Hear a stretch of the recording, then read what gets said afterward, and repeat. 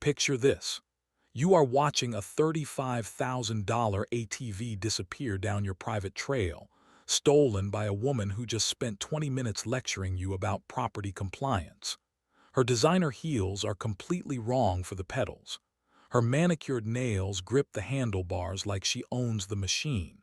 And she is laughing, actually laughing as she commits grand theft auto right in front of me. But here is what Karen Whitfield did not know about my brand new ATV.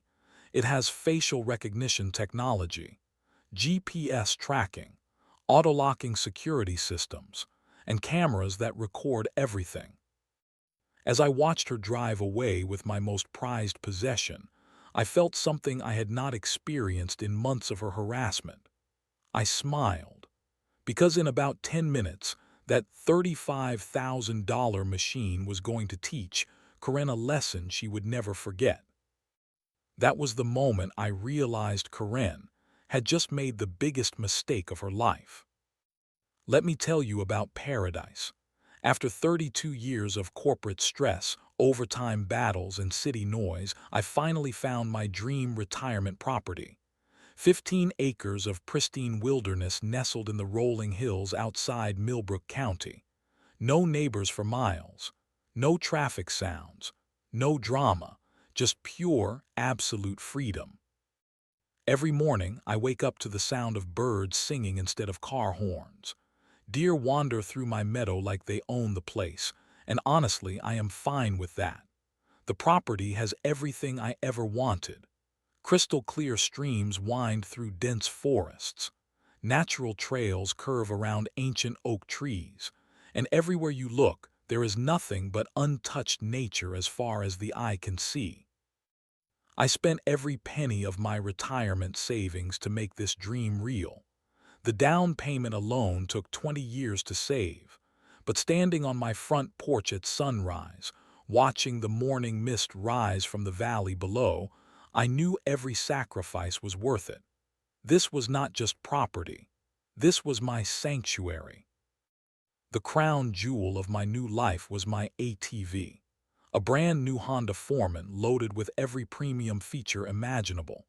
$35,000 of pure engineering perfection. But this was not just any ordinary ATV.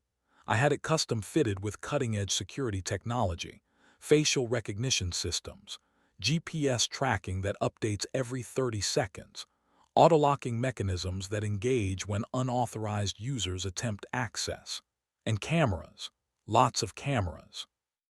My neighbors back in the city thought I was crazy for spending so much on security features. But out here, miles from civilization, that ATV represented more than transportation. It was my lifeline, my connection to the outside world, my way to explore every inch of my 15-acre kingdom. Every morning at 7 sharp, I fire up that beautiful machine and take my ritual tour of the property.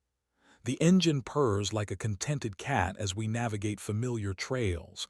I check the fence lines, clear fallen branches, monitor the stream levels. Simple tasks that city folks would hire contractors to handle. But out here, this is my meditation, my therapy, my pure joy. The ATV handles every terrain like it was born for this work. Steep hills, muddy creek crossings, rocky paths through dense woods. Nothing stops us. The GPS system maps every trail we create. The cameras document every beautiful vista we discover. And the facial recognition technology ensures that only I can operate this incredible machine. Friends ask me if I get lonely out here. The answer is absolutely not. Loneliness is sitting in traffic for 2 hours every day. Loneliness is hearing your upstairs neighbor practice violin at midnight. Loneliness is dealing with homeowner association meetings where grown adults argue about mailbox colors. Out here, I have everything I need. Morning coffee tastes better when you drink it watching wild turkeys strut through your yard. Afternoon naps hit different when the only sound is wind through pine trees. and evening walks reveal star-filled skies that city light pollution never allows you to see. But I should have known that paradise never lasts forever. I should have realized that someone, somewhere, would find a way to complicate my simple life. I should have understood that bureaucrats and busybodies have an uncanny ability to discover happiness and immediately work to destroy it. The warning signs were subtle at first. New construction sounds echoing from miles away. Surveyor flags appearing along distant property lines. Real estate signs popping up on roads I had never seen before. Changes were coming to my corner of the world, and I was about to learn that even 15 acres of private property cannot protect you from certain types of people. People like Karen Whitfield. It started with a letter, a crisp, official-looking envelope wedged into my mailbox like a threat. No friendly neighbor had ever left me mail before. Out here, the Postal Service barely remembers my address exists. So when I saw that envelope, perfectly placed and ominously formal, my stomach dropped. The letter had read, Hidden Valley Homeowners Association.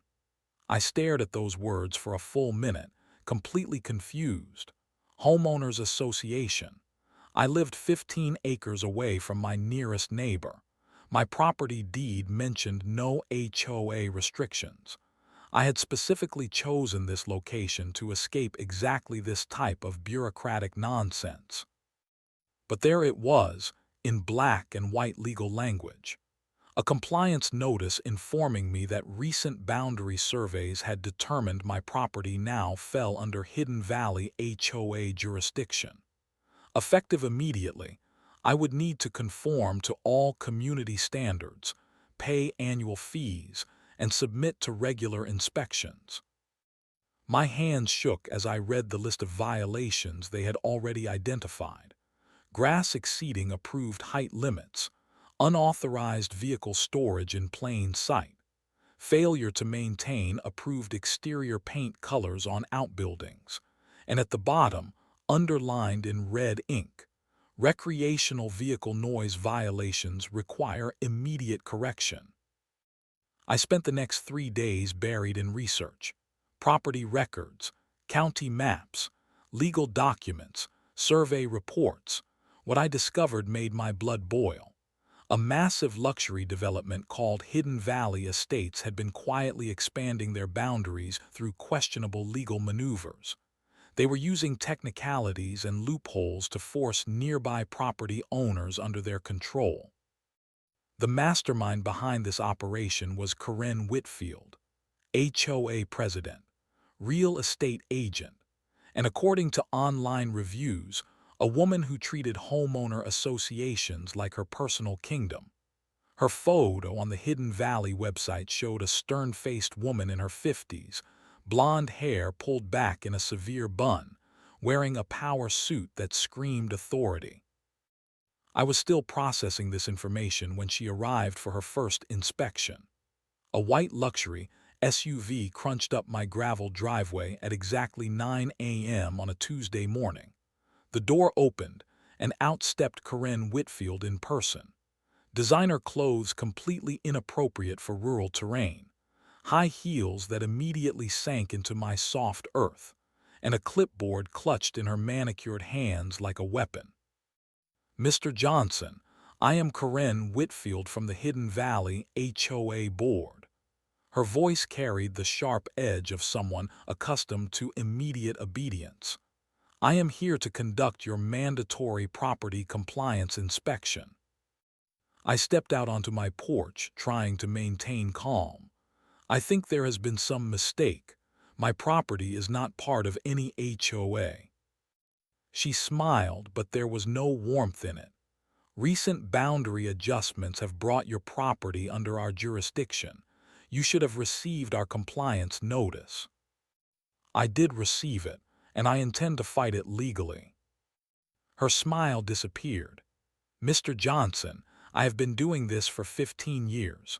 Property owners who resist our authority always lose. Always. The legal costs alone will bankrupt you long before you see the inside of a courtroom. She began walking around my property without permission, photographing everything with her phone. My shed, my garden, my fence line. And then her eyes locked onto my ATV parked peacefully beside my garage. This recreational vehicle is in clear violation of multiple community standards. She circled the ATV like a predator sizing up prey. Noise ordinances prohibit gas-powered recreational vehicles. Aesthetic standards require all vehicles to be stored inside approved structures, and size restrictions limit recreational vehicles to standard dimensions. My beautiful Honda Foreman was neither oversized nor particularly loud, but facts seemed irrelevant to Karen Whitfield. That ATV is perfectly legal on my private property. Not anymore. She made notes on her clipboard. You have 30 days to bring this property into compliance or face daily fines starting at $500. $500 per day for owning an ATV on my own land. You cannot be serious. Deadly serious. She handed me a thick packet of HOA regulations. These rules exist to protect property values for all residents. Your noncompliance affects everyone in Hidden Valley. I watched her struggle back to her SUV in those ridiculous heels, mud caking the designer leather. But as she drove away, I noticed something that made my skin crawl. She kept looking back at my ATV through her rearview mirror, not just glancing, staring, like she was memorizing every detail. That night I could not sleep. Something about Karen Whitfield's demeanor felt dangerous. This was not just bureaucratic harassment. This felt personal, predatory, like she had already decided how this conflict would end. I had no idea how right I was. Karen Whitfield declared war on my peaceful existence, and she fought that war with paperwork. Every single morning brought new violation notices stuffed into my mailbox. Grass too tall by 2 inches. Shed paint color not on the approved list. Garden plants extending beyond authorized boundaries. Each citation carried escalating fines and threatening language about legal consequences. But Karen was not fighting this battle alone. She began bringing reinforcements. 3 times a week, a convoy of luxury vehicles would arrive at my property. HOA board members armed with measuring tapes, cameras, and clipboards. They spread across my 15 acres like an occupying army, documenting every perceived violation. I watched from my kitchen window as these people measured my grass with rulers. Actually measured it, blade by blade in some areas. They photographed my shed from 17 different angles. They counted the fence posts along my property line and compared the numbers to some mysterious approved standard. The worst part was their attitude. These people walked across my land like they owned it. No permission asked. No courtesy shown. They moved my personal belongings to get better camera angles. They trampled my garden to measure setback distances. And when I confronted them, they acted like I was the problem. Mr. Johnson, resistance to HOA inspections is grounds for additional fines. Karen delivered this line with smug satisfaction. Cooperation makes this process much easier for everyone. But cooperation was not what Karen wanted. She wanted submission, total, complete surrender to her authority, and every interaction made that clearer. I started documenting everything.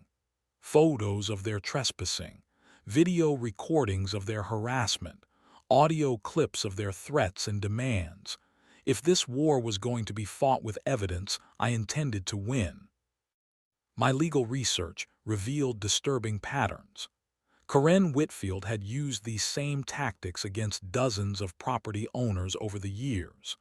Boundary expansions that magically brought profitable properties under HOA control. Harassment campaigns designed to force residents into expensive compliance upgrades. And always, the threats of legal action that most people could not afford to fight. But I was not most people. I had retirement savings. I had time. And I had something Karen Whitfield had never encountered before: absolute stubborn refusal to be intimidated. The harassment escalated daily. Phone calls at 6 a.m. about urgent compliance matters. Certified mail requiring my signature for trivial violation notices. Surprise inspections timed to disrupt my peaceful morning routine. Karen was trying to make my life so miserable that I would surrender just to make it stop. She had no idea how badly she was misjudging me. "Mr. Johnson, your continued noncompliance is forcing us to consider more serious measures." Karen delivered this threat during her fourth inspection of the week. The HOA has legal authority to confiscate noncompliant items from properties under our jurisdiction. You have no such authority. Check your local ordinances. Section 47(b) clearly states that homeowner associations can remove violations that pose health or safety risks to the community. My ATV was neither a health risk nor a safety hazard, but Karen was twisting regulations to fit her agenda, and her focus on my ATV was becoming obsessive. Every inspection, she spent extra time circling that machine, taking measurements, making notes. That vehicle exceeds noise limits during quiet hours. I only use it during approved daytime hours. It leaks automotive fluids onto environmentally sensitive ground. It has never leaked a single drop. The size and appearance disrupts the rural aesthetic we work to maintain. This last accusation was so absurd I almost laughed. We were surrounded by 15 acres of untouched wilderness. My Honda Foreman was the least disruptive thing for miles. But Karen was not interested in logic. She was building a case, creating a paper trail, manufacturing justification for whatever she planned to do next. The breaking point came on a Thursday morning in late September. Karen arrived alone, without her usual inspection team. Her SUV parked directly in front of my garage, blocking my ATV from view of the road. She climbed out wearing business clothes that looked expensive and completely impractical for property inspections. "Mr. Johnson, I am here to offer you one final opportunity for voluntary compliance." "And what does that mean?"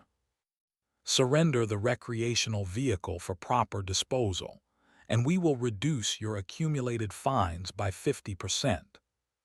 Surrender my ATV, the machine I had saved for, the vehicle that represented my freedom and independence, the one possession that made my retirement paradise complete." "Absolutely not." Karen's expression hardened. "Then you leave us no choice. Effective Monday morning, you will face daily fines of $1,000 until this matter is resolved. $1,000 every day, until I surrendered the most important possession I owned." That night I made a decision that would change everything. I was done being defensive, done being the victim of Karen Whitfield's harassment campaign. It was time to go on the offensive. I had no idea that Karen was planning her own offensive strategy, one that would make everything we had been through look like friendly conversation. Monday morning arrived with the sound of diesel engines rumbling up my driveway. I looked out my kitchen window and felt my stomach drop. Karen Whitfield had returned, but this time she was not alone. Behind her white SUV was a commercial tow truck, its yellow warning lights flashing like a beacon of impending disaster. I grabbed my phone and started recording before stepping outside.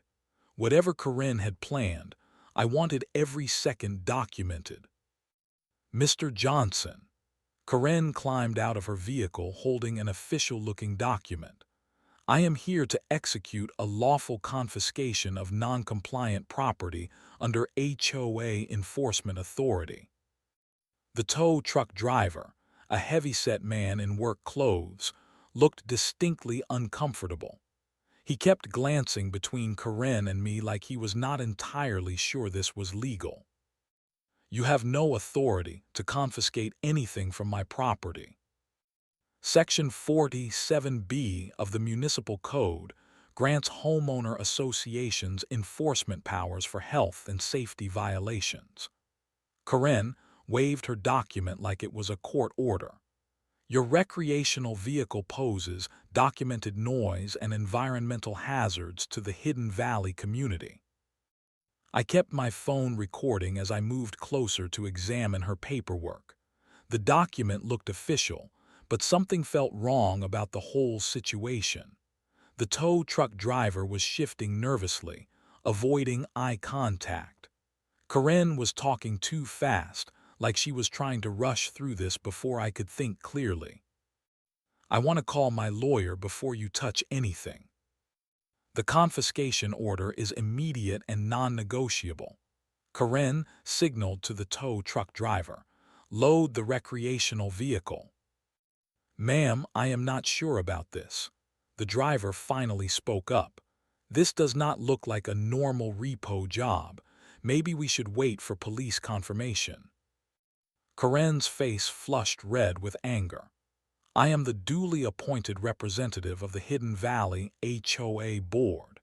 This confiscation is completely legal and you are being paid to do a job." I watched this exchange with growing alarm. Karen was clearly in over her head, but she was too committed to back down now. The tow truck driver looked like he wanted to leave, but Karen's authoritative tone was keeping him in place. "Fine, load the ATV, but I am not responsible if this goes sideways." My heart pounded as the driver began setting up his equipment. This was really happening. Karen Whitfield was stealing my $35,000 ATV in broad daylight, using fake legal authority and an intimidated tow truck operator. But then something unexpected happened. As the driver positioned his truck to load my ATV, Karen walked over to examine the machine more closely. She ran her manicured fingers along the handlebars, tested the seat height, and inspected the control panel like she was evaluating a purchase. "You know, I should test this vehicle before confiscation." Karen looked at me with a smug expression. "HOA regulations require us to document the operational status of confiscated items." The tow truck driver stopped working. "Ma'am, that is not standard procedure." "I am familiar with proper confiscation protocols." Karen swung her leg over the ATV seat, her designer skirt hiking up inappropriately. "This will only take a few minutes." I could not believe what I was witnessing. Karen Whitfield was about to take my ATV for a joyride while claiming legal authority to steal it. The absurdity of the situation was matched only by its brazen criminality. "Karen, you are making a huge mistake." The only mistake was your refusal to cooperate with reasonable HOA requirements. She familiarized herself with the controls, her high heels completely wrong for the foot pegs. Maybe a demonstration of consequences will help other non-compliant residents understand the importance of community standards. She pressed the starter button. My beautiful Honda Foreman roared to life with a sound that had always filled me with joy. But hearing it under Karen's control felt like watching someone assault a family member. "See how loud this machine is. Completely inappropriate for a residential area." Karen revved the engine unnecessarily, creating more noise than I had ever produced during normal operation. The environmental impact alone justifies immediate confiscation. Then she put the ATV in gear and drove off my property. Just like that. No paperwork, no receipt, no legal process. She simply stole my $35,000 vehicle while claiming moral and legal authority. Her laughter echoed across my land as she navigated down the trail that led toward the forest. High-pitched, victorious laughter that sounded like a cartoon villain celebrating a successful scheme. She was enjoying this. The power, the control, the complete humiliation of someone who had dared to resist her authority. The tow truck driver looked mortified. "Ma'am, I do not think this is how confiscations are supposed to work." I was too shocked to respond immediately. I stood in my driveway, phone still recording, watching Karen Whitfield disappear into the woods on my stolen ATV. The woman who had spent months lecturing me about property compliance and community standards had just committed grand theft auto while wearing a business suit and high heels.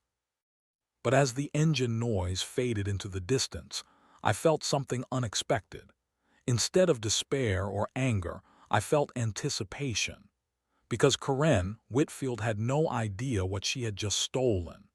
She had no clue about the advanced security systems built into my custom ATV, and she was about to get a very expensive education about modern anti-theft technology. The hunt was about to begin. The moment Karen disappeared down my trail, I stopped feeling like a victim and started feeling like a hunter. Because Karen Whitfield had no idea what she had just stolen. My Honda Foreman was not just an ATV. It was a $35,000 piece of advanced technology equipped with security systems that most people could not even imagine. I walked calmly back into my house, sat down at my kitchen table, and opened the ATV monitoring app on my phone.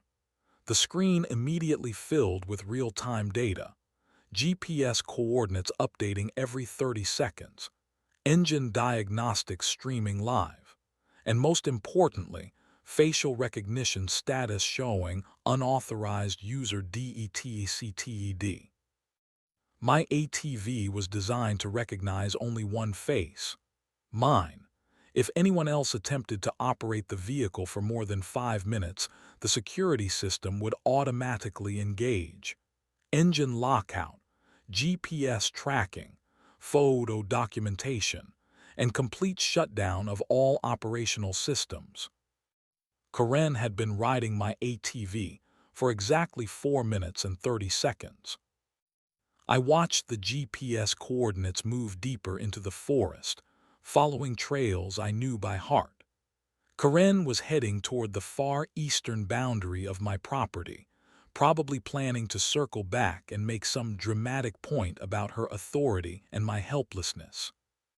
She was about to learn that technology does not care about authority. At exactly 5 minutes and 15 seconds, my phone lit up with alerts. Theft DETCTD. Security PROTOCOLS engaged. Vehicle IMMOBILIZED. The GPS coordinates stopped moving. The engine diagnostics showed complete shutdown, and the onboard cameras began streaming live video of whatever was happening at Karen's location. What I saw on my phone screen was better than anything Hollywood could have produced. Karen Whitfield, HOA president and self-appointed property enforcement officer, was standing next to my dead ATV in the middle of nowhere, wearing a business suit and high heels, looking completely bewildered.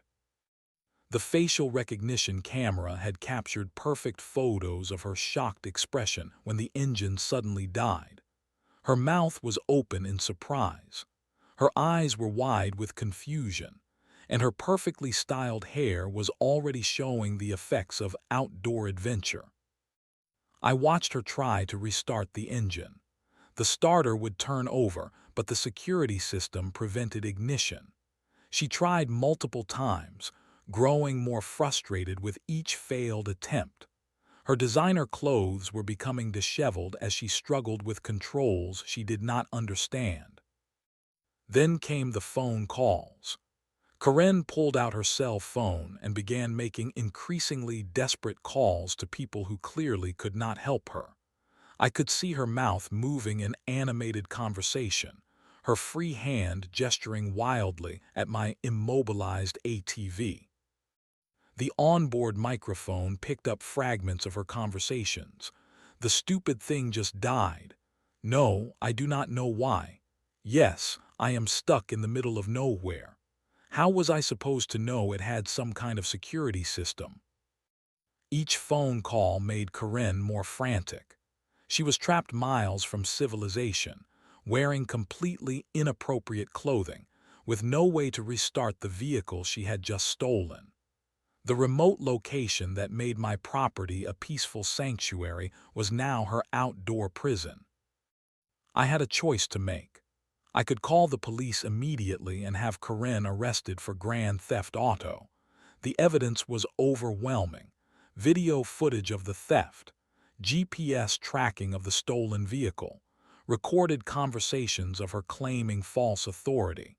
She would face serious criminal charges and likely years in prison. Or I could let Karen suffer the consequences of her actions for a while longer.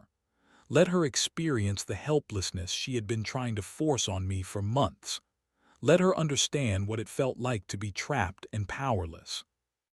I chose to wait. For the next 2 hours, I watched Karen's situation deteriorate. Her high heels were completely unsuitable for walking on forest trails. Her business suit was designed for air-conditioned offices, not outdoor survival, and her cell phone battery was dying from desperate attempts to call for rescue. The weather was not helping her situation. October afternoons in the mountains could turn cold quickly, and Karen was dressed for a board meeting, not wilderness survival. I watched her pull her jacket tighter as shadows grew longer and temperatures dropped. By hour 3, Karen's panic was obvious even through the small camera screen. She had given up trying to restart the ATV and was attempting to walk back toward civilization. But my trails were not marked for visitors, and Karen was quickly becoming lost in territory she did not understand. This was the moment I had to make a real decision. Karen Whitfield was a criminal who had stolen my property and terrorized me for months, but she was also a human being who was genuinely in danger. The temperature was dropping, she was dressed inappropriately, and she was lost in unfamiliar wilderness. I picked up my phone and dialed 911, not because Karen deserved rescue, but because letting her suffer serious harm would make me as cruel as she was. 911, what is your emergency? I need to report a theft and request assistance for a stranded person. Justice was important, but I was not willing to let someone die for it. The convoy of police cruisers followed me down the forest trail like a parade of justice. 3 patrol cars, their red and blue lights cutting through the autumn forest canopy. I rode in the lead vehicle with Officer Martinez, my phone full of evidence and my heart full of anticipation. You are absolutely certain about the location?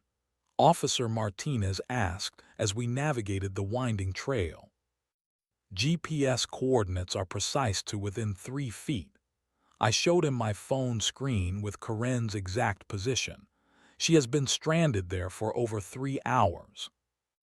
We found Karen exactly where my tracking system said she would be. Standing next to my dead ATV, her designer clothes torn and dirty, her high heels caked with mud and completely unsuitable for walking. She looked exhausted, scared, and desperate. But the moment she saw the police cars, something remarkable happened. Karen Whitfield transformed from helpless victim back into authoritative HOA president. She straightened her torn jacket, lifted her chin, and marched toward us with renewed confidence. Officers, thank goodness you are here. Karen's voice carried all the authority she could muster. This man abandoned me in the wilderness after I was injured in an ATV accident on his property. I felt my stomach clench. Even trapped and desperate, Karen was trying to manipulate the situation. But Officer Martinez had already seen my evidence, and he was not impressed by Karen's performance. "Ma'am, we need to clarify some details about how you came to be operating this vehicle." Mr. Johnson gave me permission to test drive his ATV for HOA compliance purposes. Then when it broke down, he refused to help me get back to safety. The lies flowed so smoothly that I almost admired Karen's audacity. Even caught red-handed, she was trying to rewrite reality to cast herself as the victim. "That is interesting." Officer Martinez pulled out his notepad. "Because Mr. Johnson has video footage of you taking his ATV without permission after claiming legal authority to confiscate it." Karen's confident expression flickered. "There must be some misunderstanding. Let me show you what we have." I pulled out my phone and started playing the recorded video of Karen's theft. Her voice came through clearly as she claimed HOA enforcement authority and directed the tow truck driver to load my ATV. But the most damaging evidence was still to come. The facial recognition system had recorded everything after Karen stole my vehicle. Her joyride through my property, her shock when the security system engaged, her frustrated attempts to restart the engine, and most importantly, her phone conversations admitting that she had taken something that did not belong to her. The stupid thing just died. Karen's own voice played back through my phone speaker. How was I supposed to know it had some kind of security system? Officer Martinez looked at Karen with barely concealed disgust. "Ma'am, you are under arrest for grand theft auto, criminal trespass, and filing a false police report." "This is ridiculous. I am the president of the Hidden Valley HOA Board. I have legal authority to enforce community standards." "No, ma'am, you do not." Officer Martinez began reading Karen her rights as he reached for his handcuffs.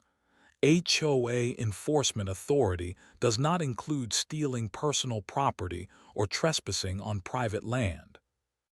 But our wilderness confrontation was about to become even more dramatic.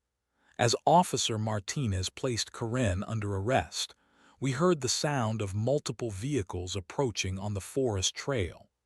Karen's fellow HOA board members had apparently tracked down her location and come to investigate. 3 luxury SUVs emerged from the forest, filled with the same people who had been harassing me for months.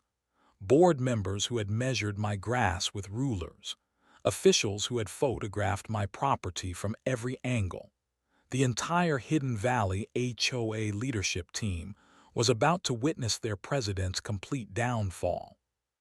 "Karen, what is going on here?" A gray-haired man in an expensive suit climbed out of the lead vehicle.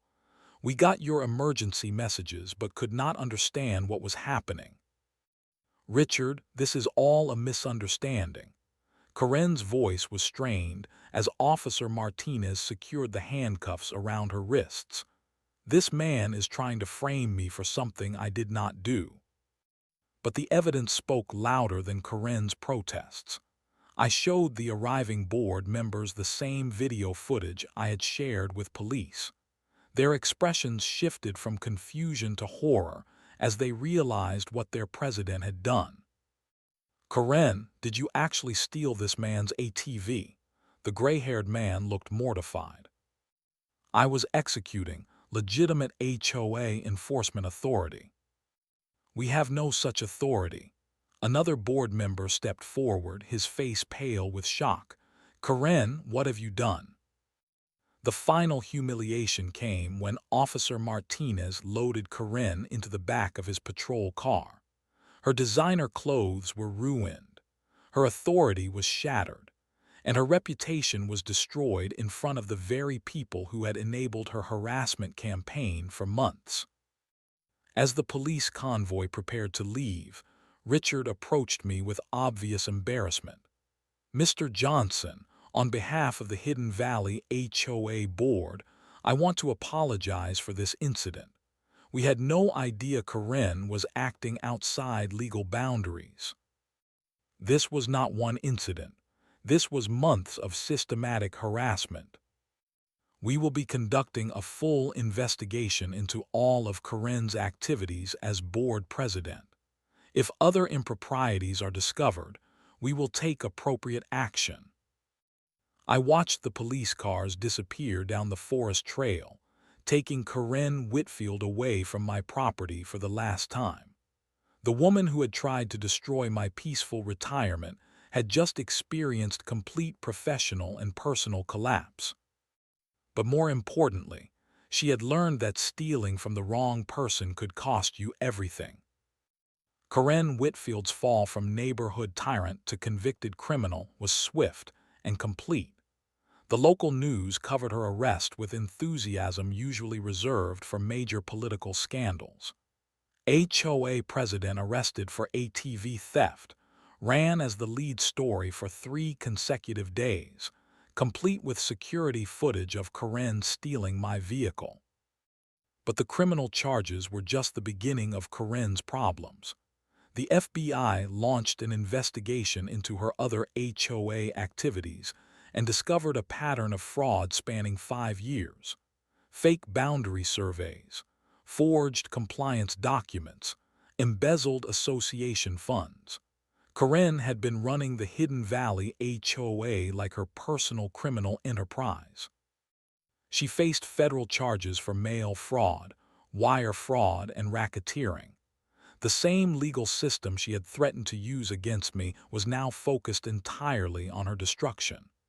Karen Whitfield, who had spent months bragging about legal authority, was looking at 15 years in federal prison.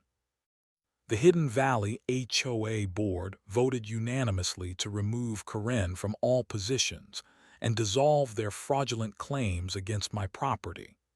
They sent me a formal apology letter along with a check for damages and legal expenses. The harassment campaign that had dominated my life for months disappeared overnight. My 15 acres of paradise was legally protected from future HOA expansion through court order. No bureaucrat could ever again threaten my peaceful retirement sanctuary. The trails where Karen had stolen my ATV were now forever secure from invasion by petty tyrants with clipboards and measuring tapes. I upgraded my security systems with lessons learned from Karen's theft. More cameras, better GPS tracking, enhanced facial recognition technology. If anyone else ever tried to steal from me, they would face even more sophisticated countermeasures. But the most satisfying upgrade was personal. Karen's story spread through social media like wildfire, becoming a cautionary tale about HOA overreach and the importance of fighting back against bullies. Property owners from across the country contacted me with their own stories of harassment and abuse by petty officials. My daily routine returned to its peaceful rhythm: morning coffee on the front porch, ATV rides through familiar trails, evening walks under star-filled skies. But now these simple pleasures carried deeper meaning. They represented hard-won freedom rather than naive tranquility.